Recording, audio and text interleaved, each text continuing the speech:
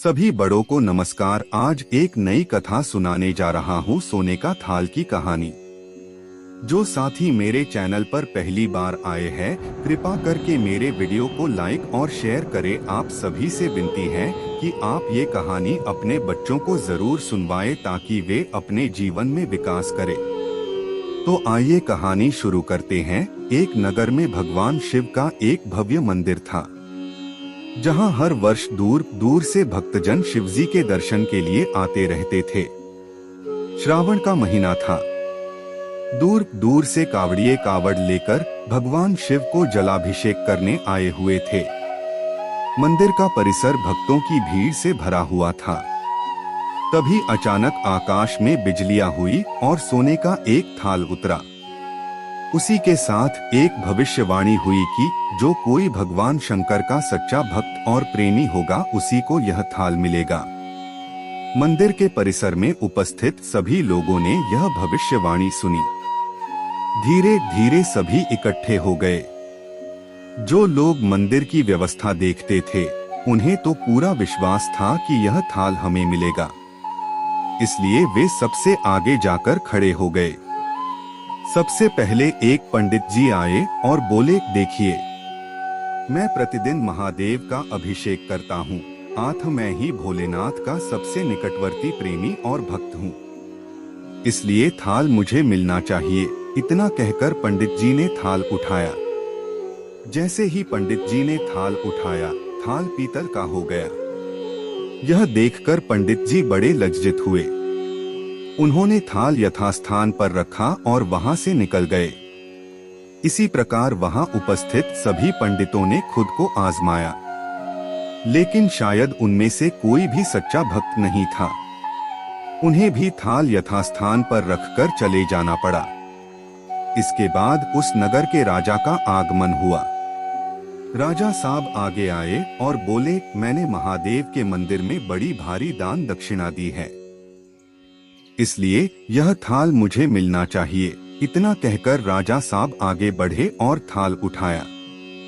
जैसे ही राजा ने थाल उठाया, थाल तांबे का हो गया।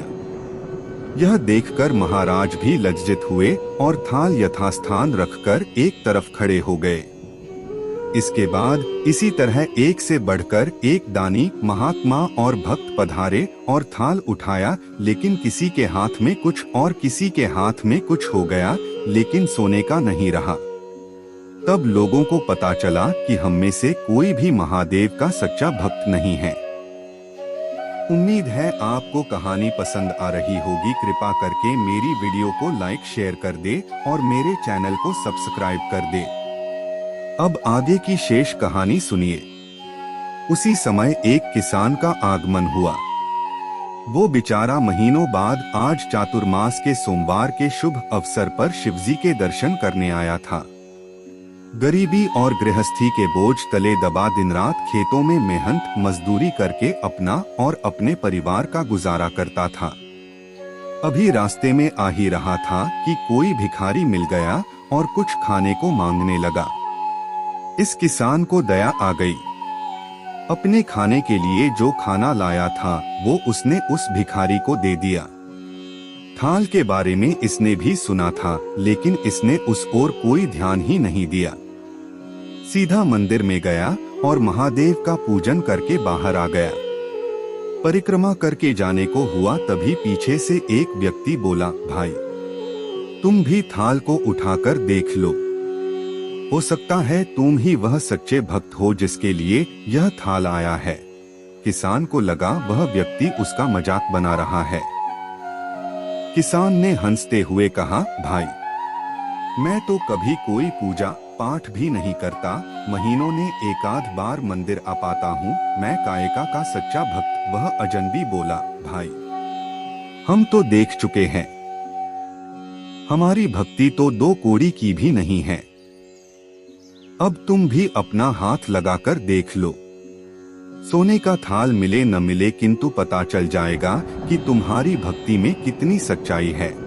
लोगों के बहुत आग्रह करने पर आखिर उस भोले भाले किसान ने जाकर थाल उठा ही लिया। जैसे ही उसने थाल उठाया, लोगों के आश्चर्य का ठिकाना नहीं रहा। सोने का थाल रोशनी से चमचमाने लगा। यह देख सब लोगों में खुशियों की लहर दौड़ गई। सभी लोग उसके जयकारे लगाने लगे और पूछने लगे कि भाई, तुम ही सच्चे भक्त हो, अब हमें भी बता दो कि कैसी भक्ति करते हो, जिससे महादेव तुमसे इतने प्रसन्न है। तो किसान बोला, भाई, मैं कोई भक्ति नहीं करता, मैं केवल दिन भर खेतों में काम करता हूँ और थोड़ा समय निकालकर जरूरतमंद लोगों की मदद करता हूँ। इसके अलावा मैं कोई विशेष कार्य नहीं करता। लोग पूछने लगे, तुम लोगों की मदद क्यों करते हो? हंसते हुए किसान बोला, सुकून। दूसरों के चेहरे पर मुस्कान देखकर मुझे जो आनंद और खुशी होती है, उसे मैं शब्दों में बयां नहीं कर सकता। शायद यही कारण है कि महादेव मुझसे खुश है। इसलिए हमेशा याद रखे, सत्कर्म का आरंभ भी आनंद से होता है और अंत भी आनंददायक होता है। दुष्कर्म का आरंभ भी दुहक से होता है और अंत भी दुखदायक होता है। आप सैकड़ों मील की यात्रा करके भी दूसरों का दिल दुखाते हैं तो आपकी वह तपस्या, साधना और महादेव का दर्शन धूल के बराबर है। पूरी कहानी ध्यान से सुनने के लिए धन्यवाद। अंत में यही कहूँगा, ईश्वर आप सभी को सुखी रखे और अपना ख्याल रखे। उम्मीद है कि आपको यह कहानी पसंद आई होगी। आपका कोई भी सुझाव है तो मुझे कमेंट में कह सकते हैं। कृपा करके आप मेरे चैनल को सब्सक्राइब करें और मेरी वीडियो को लाइक करें, ताकि मुझे धार्मिक वीडियो बनाने का हौसला मिलता रहे और आप सबका प्यार भी मिलता रहे। कृपा मेरे चैनल को सब्सक्राइब करें। अब मैं मिलता हूँ आपको अगली वीडियो में।